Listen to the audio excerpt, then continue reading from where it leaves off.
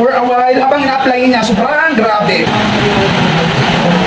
What's up mga ka-shoppers? For today's vlog, magpapakulay tayo ng ash gray sa aking buhok dahil may mga puti-puti na po tayo. So itong linalagay po ni Mamang ay bleaching po ito para maluto ang ating buhok kasi hindi po kakapit kapag hindi po bleach ang aking buhok. Kailangan magdaan tayo sa ganitong proseso. So ayan, tapos na po. 1 hour yung kailangan nating antayin bago po ito banlawan. So ito na nga, tapos na, binanlawan na ako.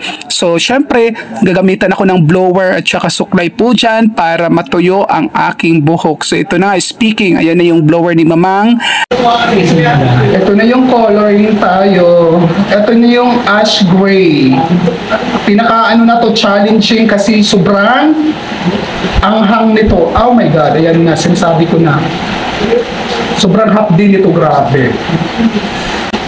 Is ganda tayo for this video. Ayun na siya. Tumatalab na friend. Oh my God. Grabe. Dito yung ano, hindi pa to ano ha, kasi nasa baba pa lang nagkukulay si ano. Ayun, si Mama kasi dito. Nandito pa lang siya sa may ano, bandang baba nagkukulay. Sige, sige. Hindi pa to yung pinaka-control. Ayun, sinasabi ko talaga. Wow. Paano yung mukha, friend? Ay, ang ganda ng mukha, oh. Shoot ka mukha kang iguana, friend. Kung hindi kaya ng anit mo, pagkatapos ng bleaching, kinabukasan ka na lang magpakulay para hindi sobrang hapdi.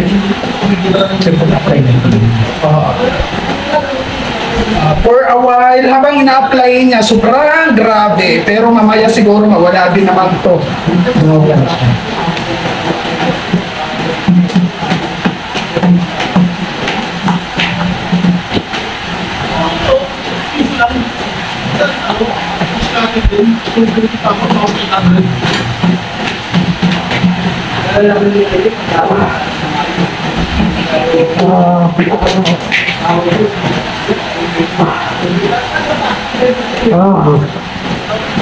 Punta pa ito ng dataw. Ako nagtitira sa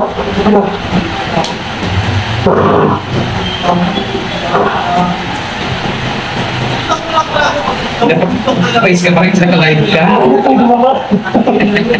Ito kaya talaga mga grabe. Wow. Mamagin na yung mata ako. Alam mo na sa gilid, ano, sa kabila, no? Ito lang.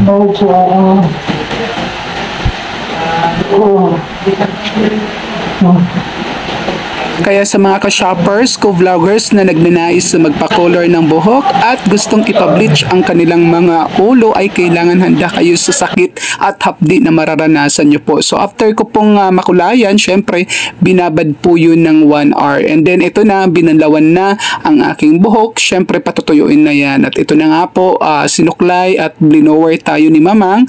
So ito na yung finished product natin. So far, okay naman po. Nag-enjoy naman tayo sa naging outcome. Pero after 2 weeks, nagiging bleach ang color ulit dito. Ayan, tapos na tayo. Ayan, si Mamang nagkulay ng hair natin. Thank you so much. Grabe yung sacrifice natin bago natin na-achieve yung ash gray na color ng hair natin. Ayan.